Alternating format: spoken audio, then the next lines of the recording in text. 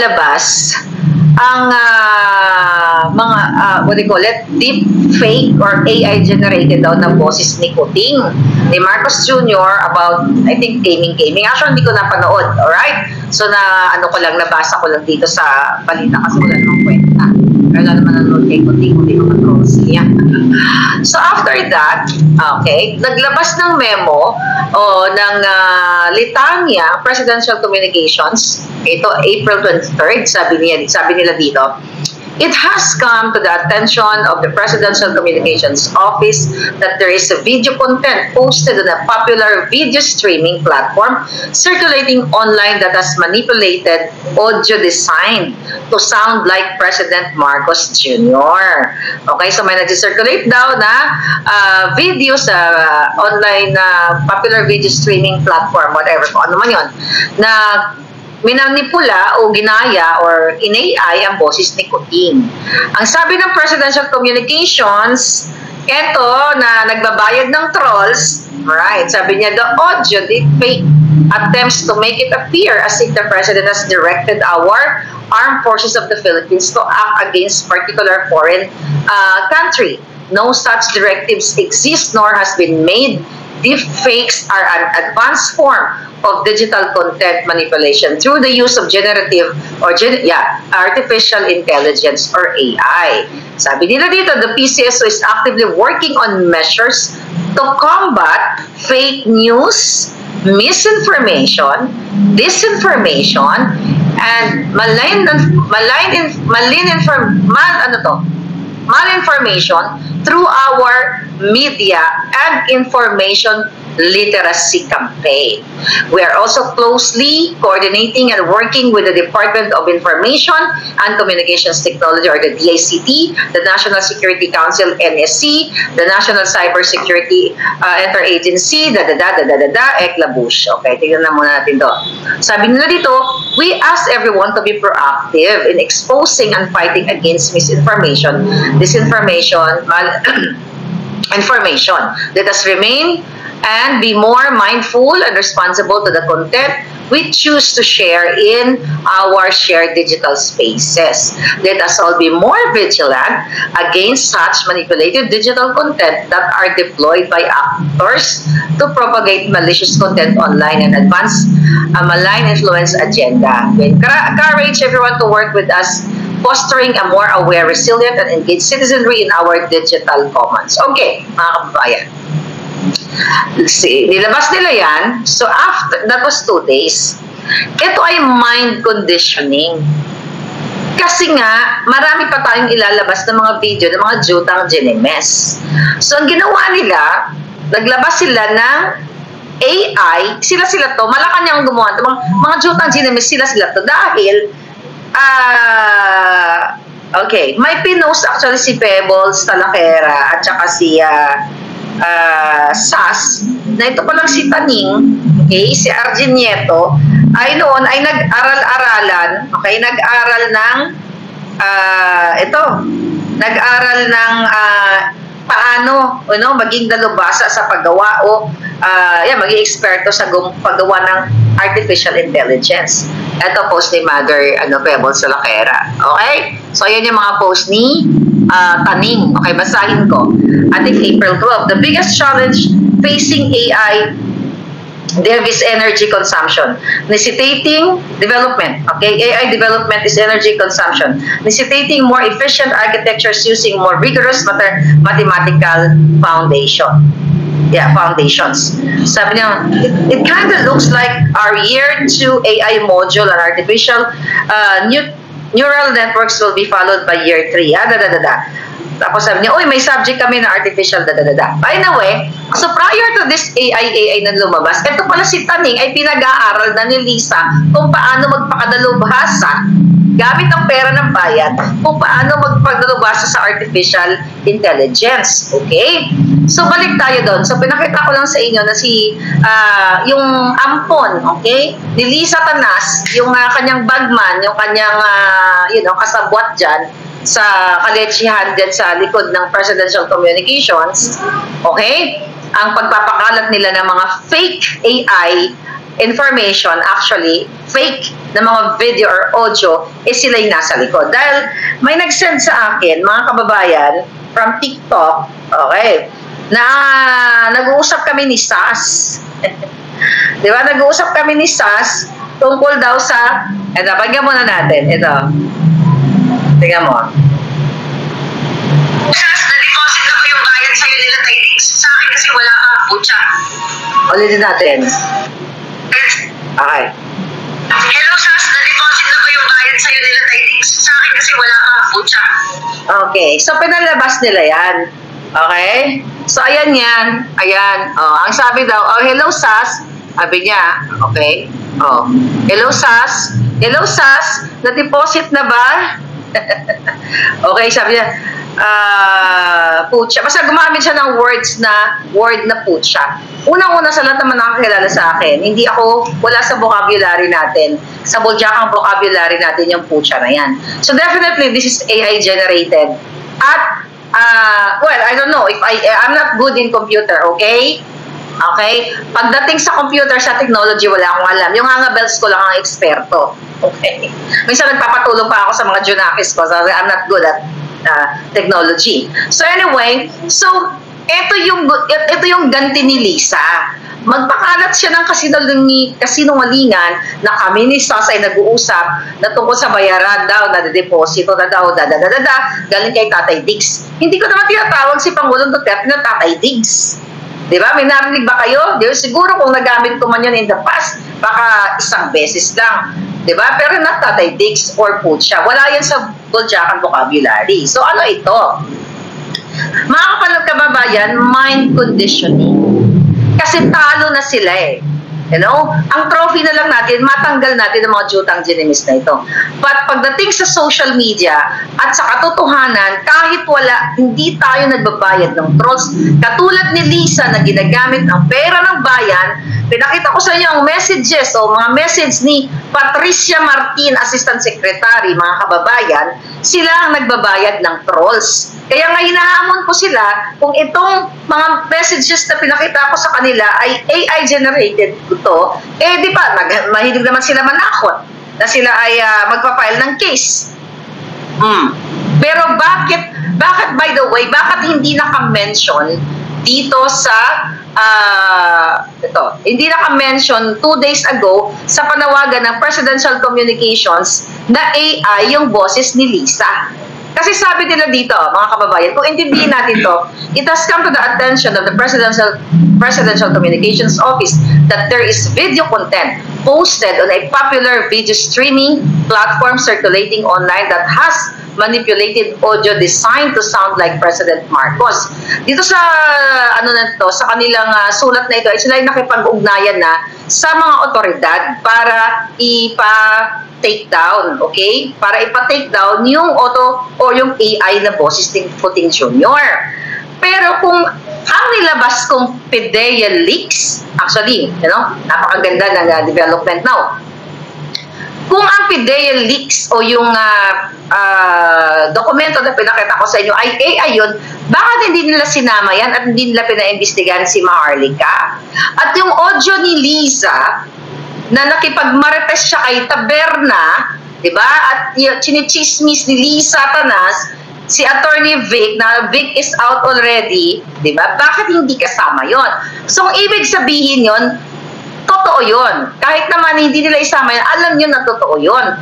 Pero itong ginagawa na mind conditioning para yung mga sumusunod na or susunod na mga lalabas, syempre may mga tao, medyo gullible na parang ay baka nga AI yan. Pero bukas, Lisa, yung Feslak mong Cordoroy, okay, abangan niyo bukas, yung next vlog natin, bukas, ay maglalabas ako ng video ni Lisa patungkol sa extraction o sa kidnapping na kinasasangkutan niya. At yun kayo, ang husga kung ito ay AI generated or yung Feslak talaga ni Lisa na Cordoroy. Alright?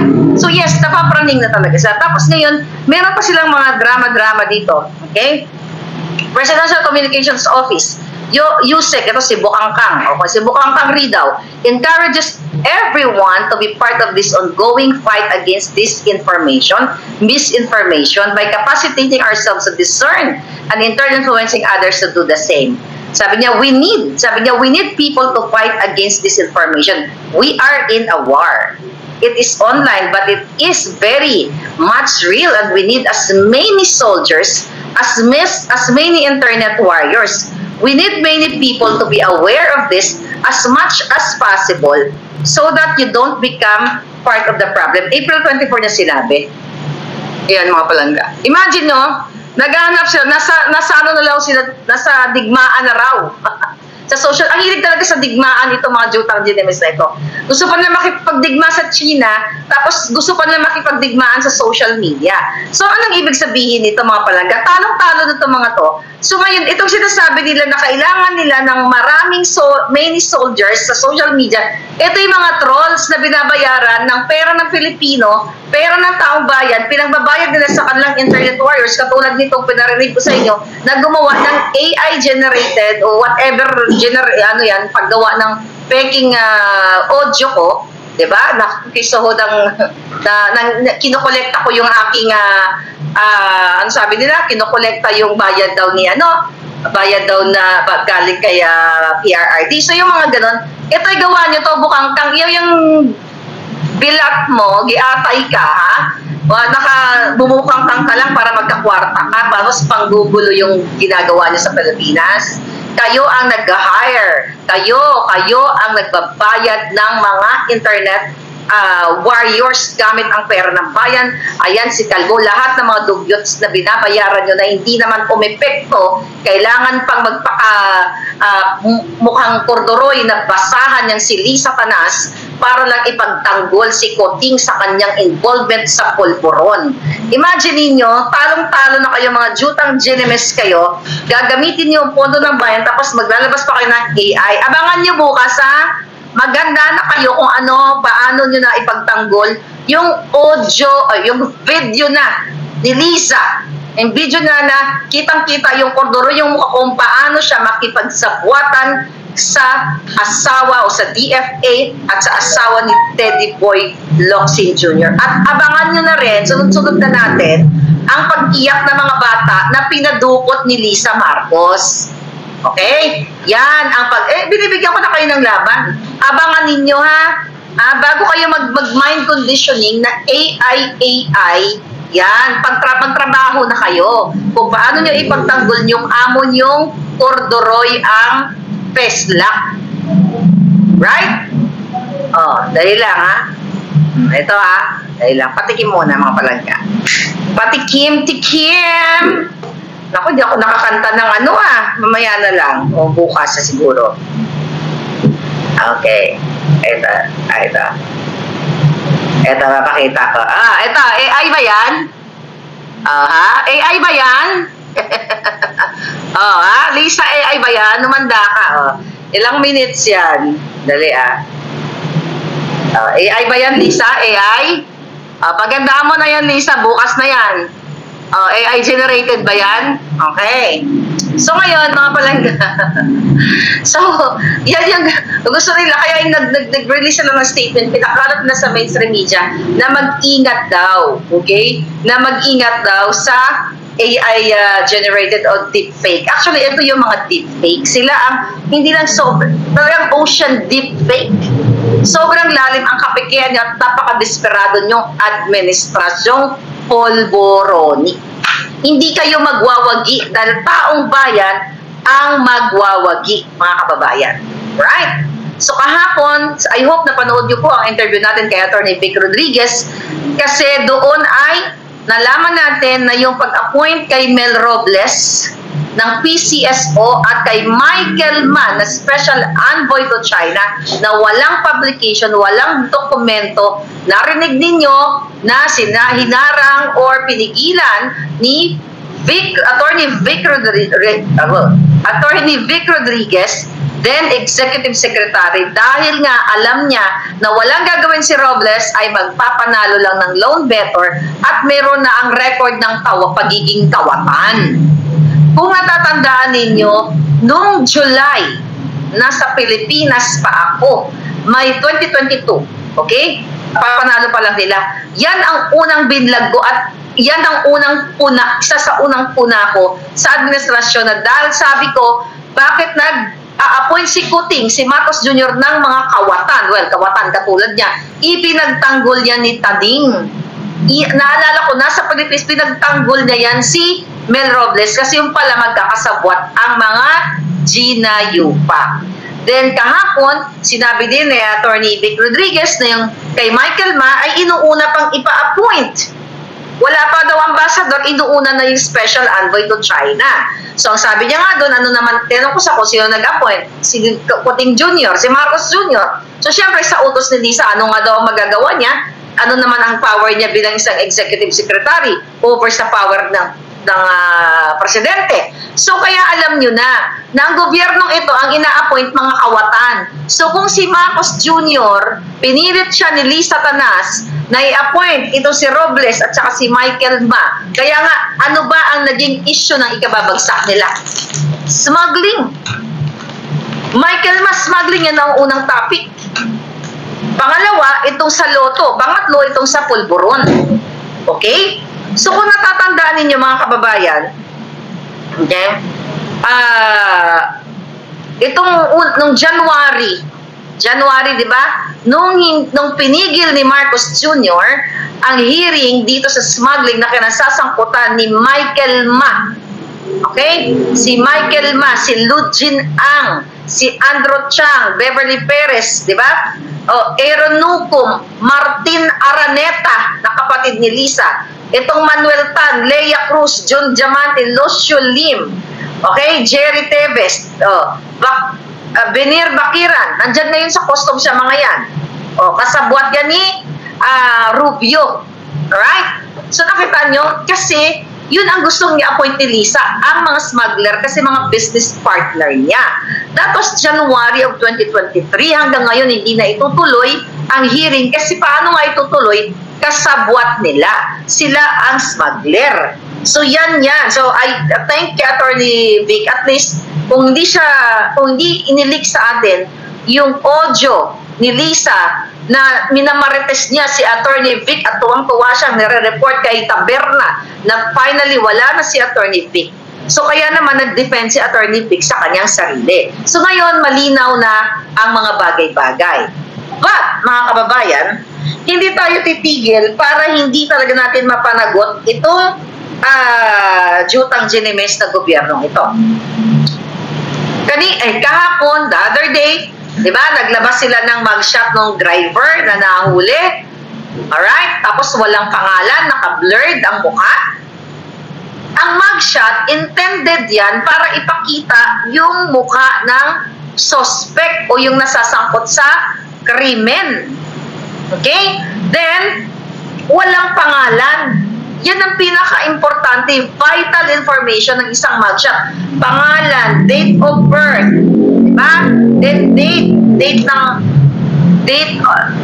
today's date kung kailan sinyat yung mugshot, then yung case number. Pero bakit pinagtatakpan pati mukha, pati pangalan? So, ibig sabihin, protektado ni Lisa at ni Marcos Jr. yung driver na nahulihan ng from 1.8, naging 1.4, naging 1.2 na lang yata eh. So, protektado nila. Only this bangag administration ang pwedeng gumawa yan kasi kasabwat nila.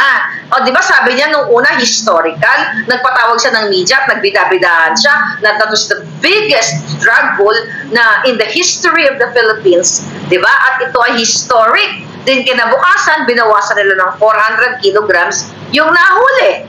Then, matagal nila bago nilabas itong driver. It takes time. Tapos paglabas nila, yung mugshot, walang pangalan, walang mukha, naka-blur. Tama ba kayo, mga Pilipino? Sayang naman ang pagiging magaling na Pilipino kung hindi pa ninyo nakikita na binubudol o binabangag-bangag kayo nito. Binabangag kayo ng mga bangag. Papayag ba kayong babangagin na lang kayo ng bonggang-bongga? Ngayon, mga kababayan, itong mga ginayupak na ito, right? Okay. By the way, meron pang nilabas yung Tribune tungkol dito sa smuggling ng kush. Di ba, binalita ko sa inyo yan? Na ang ginagawa dyan nila Martin Araneta, nila Michael Ma, nila Bakiran, nila Rubio, lahat sila dyan, ayon sa ating puting ahas mismo, dyan sa Bureau of Customs, that is 10 container na mga kush, okay, 10 container na illegal pulburon, o whatever na mga smuggled goods. Ang gagawin nila, palulusutin nila yung 8 truck o 8 container pala. Then, ang 2 kunyari huli. Yan ang ginagawa nila dyan. Kaya huwag na kayong umasa na babangon muli ang Pilipinas, ha? Huwag na kayong umasa kung gusto nyo bumangon uli ang buhay ninyo, karayin nyo si Kuting na bangag na pulboronic. Kaya karayin nyo si Lisa dahil yan ang hegemonyong laging magpapahirap sa inyo. Recently, sa Facebook post niya, ginamit na naman niya yung mga bata. Kunyari, may mga charity sa Iloilo, buhat-buhat niya yung bata. Yun ay mga cover-up. Yun po ay mga propaganda. Yun ay PR niya. Yun ay kasinungalingan. Kasi pag dumating yung time na iparinig ko sa bata na si Lisa ang dahilan kung bakit pinakidnap niya silang 2 ni Francis Chua, ginamit ang pang-aabuso sa kapangyarihan ng gobyerno natin, pakipagsabuatan sa DFA, pakipagsabuatan sa AFP, sa ISAP, sa immigration, walang kwenta yung pakitang tao ni Lisa pabuhat-buhat ng bata from Iloilo, pero ang ginawa niyang kababuyan, pagpapahirap, human rights violation na ginawa niya sa pagkidnap, lahat na ng karapatang pantao ng mga bata, ng magulang, ng nanay ay vinolate niya. At bukas ko yan ipaparinig sa inyo yung video niya. You decide kung AI or not. Alright? So yan ang gustong pagtakpan ng mga jutang Ginemes. Kaya naman ngayon, meron silang mga AI-generated mind conditioning, mga kababayan. So dito ngayon, sa channel na ito, I think lumabas na rin. Ano daw? Then, sabi ni Des, ma'am, yan yung PCO statement na mali yung second hashtag na malign influence ang nakalagay. Malign influence, I tag you, Joy. Mali ba? Hindi ko pa nakita. O sige, tignan natin. Alright. Ngayon, tignan natin to. Ano ba tong Joey? Okay. Ano yan? Joey. Mali ang hashtag. Okay. What's the hashtag? Okay. Sabi ni Joey, Presidential Communications Office, mali po yung link nyo. Hindi match sa info card and caption ng post. Okay. Ayan ba? Mga syunga nga yan. Ayan, paano nyo nga si Joey, Mga syunga nga yan. Alam naman natin mga syunga dahil sa mga yan. And ay, punta na tayo doon sa punta na tayo dito sa inaabangan nating Senate hearing sa PIDEA leaks. So far, nagbunga yung ating panawagan kay Senator Pato. Okay? Actually, the other day ko pa to dapat ipakita sa inyo, kaso lang nag-interview tayo kay Attorney Vic. Kaya naman, okay, ito. Here's the letter. Where's the letter? Okay. Sa mga palangga, okay, Senate of the Philippines, Committee on Public Order and Generous allowance ni Lisa. Generous allowance sa kanyang mga kasabuan. Ito, dangerous drugs. See that? Alright. Basahin natin, Okay. Ang nakalagay dito, alright, Committee on Public Order and Dangerous Drugs, April 24 pa to. Actually, pinaward to sa akin ng ating mga puting ahas. Sabi dito, Dear Mr. Morales, the Committee on Public Order and Dangerous Drugs, joined with the Committee on Justice and Human Rights, will conduct a motu proprio public hearing and investigation in aid of legislation to discuss the following matters. Number 1, alleged PIDEA leaks. Ito yung dokumentong pinakita ko sa inyo. And this is good. We're winning so far. Pero tignan natin, baka magkasaswela sa Senado. Mag-aabang pa rin tayo. babantayan pa rin natin ang mga galaw. Pero ngayon, nagpapasalamat na tayo kay Senator Bato. Siyempre, babantayan natin ang bawat galaw kasi hindi naman nagtatapos sa schedule yun ng Senate hearing. Tignan natin, katulad ni Tulfo, di ba? Puro lang grandstanding. Yung pala na backdoor na ang hitad. Okay? Ang jutang Ginimes. O number 2, 1.2 tons of shab seized in Batangas. 1.2 na lang ba? Di ba? From 1.8, 1.4, tas 1.2 na lang. Anyway, on April 30, 2024, Tuesday, day, 10 a.m. Tandaan nyo Philippine time to. April 30, Tuesday, 10 a.m. at the Senator Jeronima or Jeronima T. Pecson Room, second floor, Senate of the Philippines, Alright. Okay, ano ba to? Okay. Kasi, basahin na natin. Ito ay sagot. Alright. Okay. Ito pala. Kasi yung mga NGO sumulat nga sa Senate kay, ano to? My God. Naloka ako Okay, from the NGO, Anti-Drugs Advocate Laban ng Pamilyang Pilipino, sinumulat din itong NGO na to sa Senate. Okay, basahin ko, maaliw kayo. Alright? The Anti-Drugs Advocate Laban ng Pamilyang Pilipino, a non-profit and non-government organization duly organized and existing under the laws of the Republic of the Philippines, is requesting your immediate response due to the insistent public demand that you undergo a hair follicle drug test. Ito'y sulat pala ito kay Kuting. So may NGO na sumulat, ayan ni-receive nila. April 22, see that? Ni-receive ni Kuting. So itong NGO, dinidemand na si Kuting. I think kasama ito sa Senate na pag-uusapan nila. Nagdidemand ang NGO at ang taong bayan na mag-hair follicle drug test. Millions of Filipino around the world who are now aware through Maharlika, a political blogger and a social media influencer, and your alleged chronic substance abuse, ang tapang, na nagsulat, such as pulburon, okay, a dangerous drug, together with your close associates and some of your cabinet members. Oh my gosh, dapat talaga. Your continued disregard has encouraged millions of Filipinos to openly disrespect and distrust your ability as the president of our country because of the report that you are a drug addict and they openly called you Vangad, a junkie. Ang pagsinulatan talaga si Kuting. Oh my God.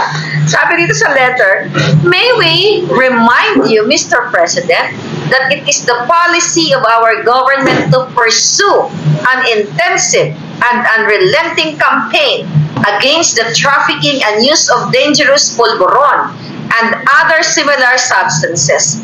People like you need medical and psychological attention so that the well-being of our country is not put in any danger.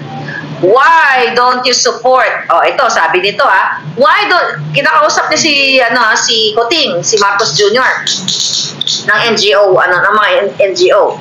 Why don't you support the DILG Secretary Benhar Avalos campaign? Buhay ay ingatan, droga ay iwasan, bida. O nga naman, di ba? Ito rin yung sinight ni Attorney Vic Rodriguez na gusto nilang mag-undergo sa pulburon test yung mga kawani ng gobyerno. Kaya ito, sabi sa letter, why don't you support the DILG Secretary Benhar Avalos campaign? Buhay ay ingatan, droga ay iwasan. In weeding out scalawags in uniform.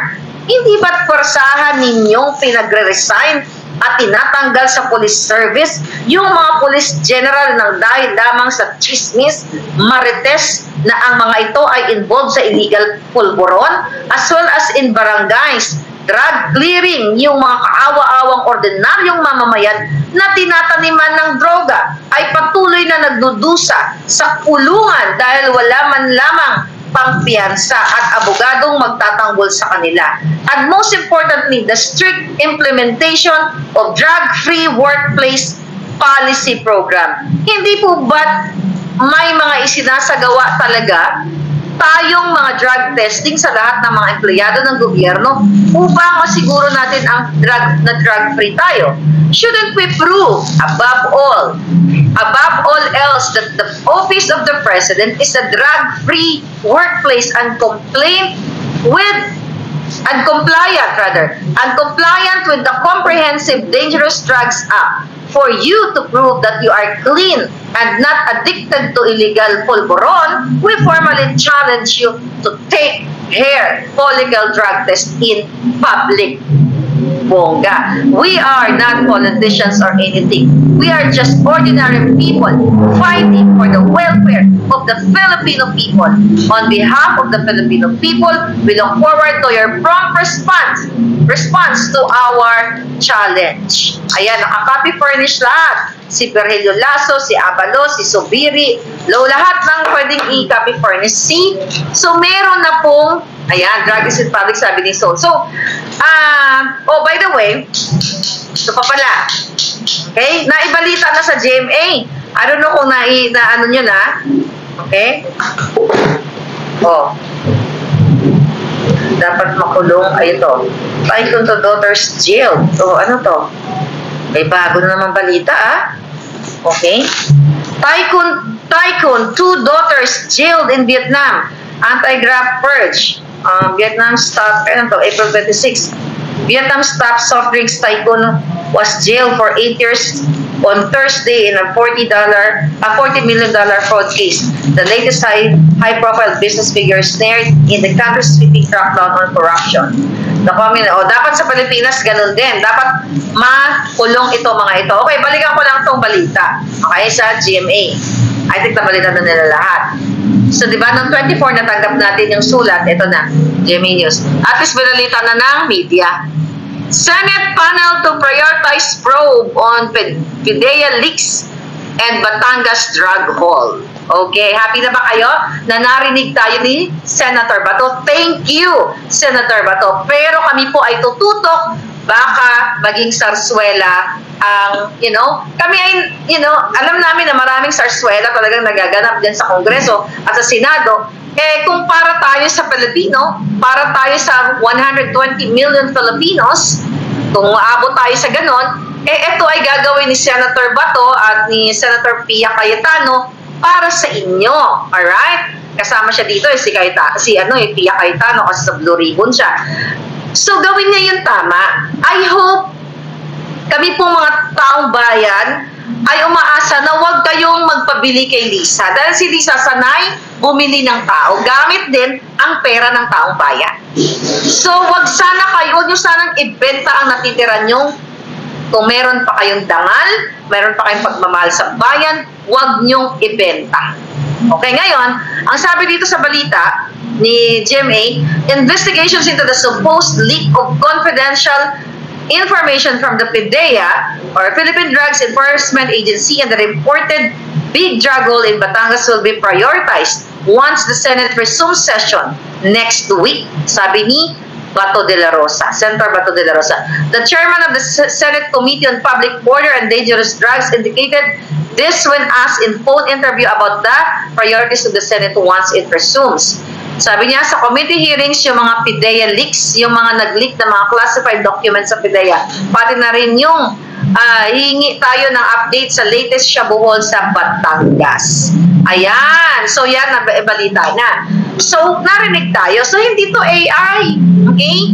Lasso, umanda-handa ka na. Dahil I hope, Senator Bato, isama mo na rin, kung napapanood tayo ni Attorney Delgado, yung dinibdiban ni Lazo, diba? Yung ano po kayo, yung inabuso kayo, talagang minaltrato kayo ni PIDEA Chief Lazo, sana sumulat, isabay nyo na po ito, lahat ng mga inapi ni Lazo, inabuso, sinapak dyan sa PIDEA, sumabay na kayo dito. Sumulat na kayo sa Senate para idagdag na, kasi 30 yung hearing para marinig na rin ng taong bayan yung 5-minute video na pinakita ko sa inyo kung paano dibdiban ni Lasso si Attorney Delgado ng PIDEA, at wala na ngayon yan, umalis na yan dyan, tinanggal na rin nila, at sa simpleng batas at simpleng traffic dispute, which is si Lasso ang may kasalanan, ipatawag na rin yan, Senator Bato. But I believe it's better na itong sila Attorney Delgado and the rest na inapi dyan sa PIDEA, sumabay na kayo. Sulatan nyo na ang Blue Ribbon at si Senator Bato, lahat nyo na, Committee on Justice, lahat, copy furnish na lahat, na panagutin si Lasso at panagutin si Marcos Jr. kung siya ba ang nasa likod dyan sa 1.8 na drug haul na yan na binawasan nila ng 400 kilograms. Then the next day yata, binawasan na rin ng 200 kilos, di ba? Ay, nako mga kababayan, we're winning. Okay? Marcos Jr., mag-drug test ka na. Ngayon, okay, masyado na kayong desperado. Kaya puro AI, mind conditioning ang ginagawa ninyo. At nagpapalabas kayo ngayon ng mga manipulated audio ko. Si Sas wala pa ba? Sas wala ka pang manipulated audio? Wala pa si Sas. Ako pala ang nilalabas na hindi tanga ang Pilipino. Gamitin nyo naman yung mga jutang Genemes kong word. Diba? Kung gusto nyo maglabas ng audio, gamitin yung mga jutang Genemes. Ito, mga Polboronic, Government 2022. Ayan. O, yan. Yan ang train nyo. Kuting, ano pa ba? Kyoho. Yung mga ganyang words, mga vocabulary ni Boljakan. Yan ang gamitin nyo. Gagamit lang kayo ng ano, hindi pa kapanipaniwala. Siguro kung gamit kayo ng jutang Genemes, baka maniwala pa ito mga palangga ko. But again, hindi pa rin maniniwala yung mga yan. Kasi, ni piso, hindi ako humingi ng kabayaran para ipagtanggol ang Pilipino. Kasi kung ako'y nabayaran, si Marcos Jr. mismo, sila mismo, si Lisa, ang magsasalita ay magpapakita ng ebidensya. Ang salita, madali lang pekein ni Lisa. Diba? Sabi niya, ipinagpalit ko daw ang pera sa friendship. Julul, hindi kita kaibigan. Hindi mo ako tinuring na kaibigan. At ikaw ang nagpalit sa maraming pera, million pera sa mga pangako nyo, sa taong bayan na ibabangon nyo. Ikaw ang binenta mo ang iyong kaluluwang jeep team kay Satanas. Hindi mo sinanla, ibinenta ninyo. Hindi na kayo tao. Dahil hindi gawain ng tao ang ibenta ang kinabukasan ng Pilipino. Hindi gawain ng taong matino ang mangidnap ng mga bata, Lisa. Abangan mo ang video mo, ha? Alam mo to eh. Huwag ka magmangmangan, itad. Excited na ba kayo sa video? Kung ito ay AI generated, bakit hindi nyo sinama sa inyong propaganda, sa inyong pronouncement o announcement dyan sa inyong presidential communications na ang boses mo na nag-leak, nakausap, nag-I love you ka kay Taber na ay AI? Di isama mo yan. Diba? Total, sabi nyo, magpa-file kayo ng case, ganyan mga panakot ninyo. I-report nyo sa lahat ng mga authorities. Bakit hindi nakasama yung boses mo? Takot ka kasi totoo. Kasi hindi naman pwede magtatapos lang na i-report din niya si Maharlika na nagpakalat ng AI. Okay? Kasi pagdating sa kaso, syempre may forensic yan. Ipa-forensic natin yung boses mong laging laseng. Rika Ishi, thank you palangga. So, kaya takot na takot kayong isama yung boses mo, Lisa Tanas, kasi alam mong real. Alam mong totoong boses mo na gagagaling mo lang, katitira mo lang o punong-puno ka siguro ng kargada nasa iyong vangag-vangag. Yan, Lisa. Kaya naman, hindi ka talaga uubra. Kapag nagsisinungaling ka, hindi ka mananalo sa katotohanan. Kaya tignan mo, puro kasinungalingan. Kasi nasabi mo 1997 ako tayo nagkakilala. Tapos pumunta ako sa bahay niya sa Ilocos at nag-video-video. The first time nakapunta ako sa Ilocos, 2017. Okay? Alam niyo na yan, mga palangga.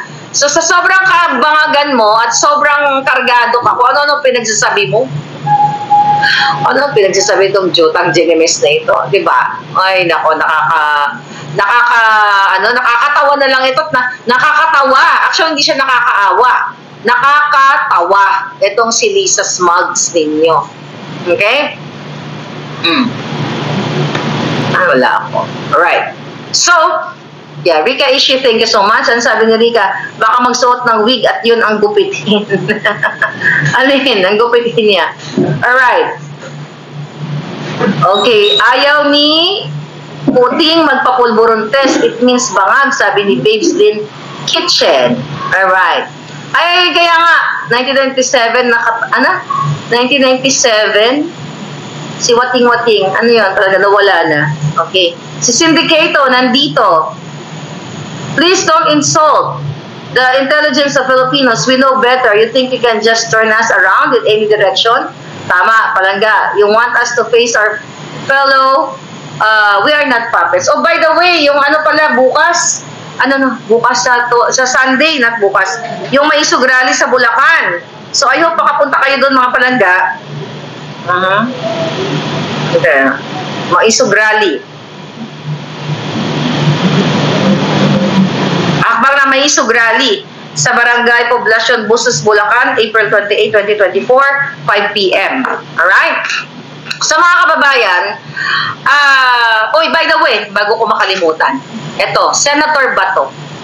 I hope, for sure may nakikinig. Nakarating sa akin, sa ating informante, sa ating puting ahas, na may umaaligid-aligid na daw po sa village sa tinitirhan ng investigating agent. May mga kahinahinala na umaaligid dahil nakikita natin dito, mga kababayan, may planong masama si Lisa at si Marcos Jr. dito sa investigating agent na sumulat kay Senator Bato para imbestigahan ang pagkasangkot ni Marcos Jr. sa Pulburon noong March 10, yung raid, March 10, 2012. Okay? Gusto kong ipaalam sa buong bayan, mga Palangga. Gusto ko po ipaalam sa inyo na mayroong pagbabanta sa buhay ni investigating agent. Kasi dati siyang PDEA agent eh. So alam niya, base sa impormasyon na nakuha ko, may umiikot-ikot, may umaali-aligid sa kanilang lugar. So Senator Bato, kasi dito sa Amerika, I think ganun din sa Pilipinas, kapag may threat ka sa buhay, tatawag ka sa police dito sa US, pwedeng pumunta ang mga police, mga police para bantayan yung bahay mo. Kasi ako, di ba, remember I told you, nang nireport ko may death threat ako, sabi ng LAPD, sabi niya, do you need us na bantayan ka doon sa bahay mo? Sabi ko, no, I'm okay, So sana, Senator Bato, mag-effort din po kayo sa ngalan ng pera ng bayan. Kasi yung mga polis naman, pasweldo naman ng taong bayan yan, itong investigating agent na ito, nasa peligro yung buhay niya. Kasi may mga reports na nakarating din po sa akin na pag-ingatin ko daw si investigating agent kasi pwede siyang gurgurin bago siya makarating sa Senado. So ngayon, Lisa at Marcos Jr., hindi niya na siya pwedeng gurgurin kasi dinisclose ko na dito na maaari, I'm not saying 100%, but maaring may plano kayong ipagurgur si investigating agent na kung saan siya sana ang magre-raid kay Marcos Jr. noong 2012. May mga hakbang, may mga evil forces po na umiikot-ikot kasi baka gurgurin siya at hindi na siya padatingin sa Senado. Kaya kung narinig mo ako, Mr. Investigating Agent, mag-record po kayo ng video ngayon na. Okay? Nasasabihin ninyo lahat kung ano yung nakikita nyo sa paligid ninyo na kayo ay inaaligid-aligid ng mga ng mga hindi makahinahinalang tao, baka mga pusa, katulad ni Kuting yun, dagaan ng pusa. Joke lang. Ilagay niyo po yan, mga kababayan. Mr. Agent, investigating agent, ilagay niyo po yan para maprotektahan niyo ang sarili ninyo. Kasi kung may mangyari sa inyo, i-share niyo yan sa mga anak niyo, sa pamilya niyo, sa kaibigan ninyo, para may maipakita tayong ebidensya. Kasi you'll never know, sir. Ako may ganyan ako eh. Okay? Matagal na. Sabi ko kapag ako, pag ako ay nagurgur ng kahinahinala, wala pong ibang gugurgur sa akin kundi si Lisa Marcos at si Marcos Jr., ang gobyernong Pulburon. Kung ako ay gugurgurin sila, dahil may 3 death threat ako coming sa kanila. At documented yan. I forwarded here sa authority. Yan. At even yung distressed mother, may death threat din siya. Okay? Inaaligid-aligaran nga siya sa Europe eh. So ikaw, investigating agent, o yung mga a-attend dun sa hearing sa April 30, ikaw, Mr. who's that? Attorney Delgado, kung sakaling maimbita ka doon o sumulat ka, gumawa din po kayo ng video. Ito lang yung pwede nyong pang depensa. Mawala man kayo, you know, I hope not. At least alam ng mga kamag-anak, alam namin. Diba? Ako, I will stay alive. I tried my best to stay alive. Naiwasan to mga demonyong ito. Nagaan yung ano ko, ano ba ang anyo ko? Anyong manok.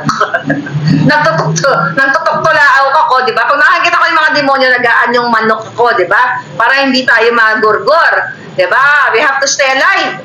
Kasi itong laban natin, sir, this is not laban mo, laban ko. Laban ito ng 120 million Filipinos na maipakita natin nung gabing yon na dapat i-raid si Marcos Jr. dahil siya ay bangag na bangag doon sa Rockwell. Diba? Kailangan kung ano yung alam mong impormasyon, Mr. Agent, ilabas mo. At sana ilabas mo lahat ang pwede mong ilabas. Ikaw, Senator Bato, sana gawin niyo po yung tama. Senator Pia Cayetano, gawin niyo ang tama. Protektahan niyo yung mga taong nagsisiwalat para gumanda ang bayan. Nagsisiwalat na si Marcos Jr. ay isang polboronic. Alright? Tsaka drug test na yung gunggong na yan. Ang tagal barkadahan. O yan. Ang tagal magpa-polboron test. So ngayon, I am praying for you, Mr. Agent, na sana wag po kayong gurgurin. Okay? Pero, nakakabahala. So, gumawa ka na kayo ng video, baka naman, you know, I hope narinig kayo. I'm really looking forward to interview you, sir. Sana makipag-connect ka naman sa akin ng bonggang-bongga. Ito yung aking email. Gusto mo, i-share mo din sa akin yung video para preparation lang. You'll never know what's gonna happen. Sa lahat na may mga ebidensya, dyan nyo lang email sa akin, maharlikanetwork@protonmail.com. Kung may mga expose kayo, ilagay nyo lang dyan. Kasi ang kalaban natin ay hindi nga tao Ang kalaban natin ay mga jejimon. So we have to, kailangan natin mag-ingat. Ipa-clear mo na ang katawan ni Kuting for 1 year, din doon siya mag-drug test, sabi ni Jenny. Hindi makiklear yan. Pag adiktos ka talaga. Right? PBBM, pambihirang budol-budol man, sabi ni Alchi. Observant me. Ma'am, yun sana mag-ingat siya. Mag-ingat kayo, sabi ni Jenilyn Romaron. Ayan, naisip ko na naman yung itsura ni... sabi ni Senisi, naisip ko na naman ang itsura ni Cuticle na Bukelya na naman. Okay? From LA, California, si Junay. O nga, no, to 35 na, pero ito talaga yung oras ko. Ipatawag din si Sayarot. That's good idea. Ipatawag din. Senator Bato, ipatawag mo rin to si Sayarot. Yeah, you're right, Palangga. Yeah, thank you for that comment. Yeah, nawala na si Palangga. Sorry, di ko nabasa yung pangalan mo. Yeah. Okay. So, ito. Ayan, Senator Bato, ipatawag mo si Sayarot, Kasi kasama nila Kuting yan, nakawala yan. I-forward ko nga yan sa common friend namin yan, Senator Bato. Ito patawag dito sa Sayarot. Ano nangyari dito sa 1.8 tons din to nahulihan din to ito, protektado ni Marcos Jr., protektado ni Lisa, protektado ni Tambalos. Ito, ipatawag mo na to, Senator Bato. Lahat ng mga to, ipatawag mo na ng yeah, that's good, para malaman ng taong bayan. Imagine mo yan. Imagine yung mga kababayan yung nagpapatakbo ng gobyerno ninyo. Kasabwat, mga dorogista. Saan kayo pupulutin? Saan tayo pupulutin? At last na taon na si Senator Bato, sabi ni Adelaida, ba't pakiramdam ko, ano yon? Mukhang nabayaran. Sino nabayaran, Palangga? Lagi ka namin pinipray, sabi ni Orlando Nicolas, Madam Marlica, nag-iisa ka lang, yung vlogger, yung ibang vlogger, bayaran karamihan, di kaya magpagamit. Sabi ni Sarny, Padilla, pakiramdam ko mukhang nabayaran na. No, well, I don't think so, Palangga. Nagpatawag na siya, napagtawag na siya ng hearing sa April 30. Sabi ni Ginny, Witness Protection Program, dapat nga meron siyang ganon eh. So, huwag na natin sila paunahan, they know what to do. Diba? Tayo yung mga ordinaryong citizen lang, they know what to do. Alam na ni Senator Bato yan. At sana nga, tama, huwag siya magpa-backdoor. Kasi pag nagpa-backdoor siya, alam mo naman yung mga bells natin dito, tulong-tulong pa rin tayo. Okay? Lord, protect everyone working for the good for this country. Watching while driving, sabi ni Ruby Ravelo Dahinog. Okay. Isama din si Abalo sa text. Sabi ni Roger Ledesma, nga, kasi humingi-wingi na talaga siya eh. Mga previous involvement ni Lasso at Sayarot, mga illegal drugs, sabi ni Sonny at Nas. Baka naman fake hearing lang yan sa April 30, sabi ni Lonsky. Kaya nga babantayan natin palangga. Tahimik na po yung whereabout ng driver na nahulihan sa Batangas. Kasama yun sa investigation.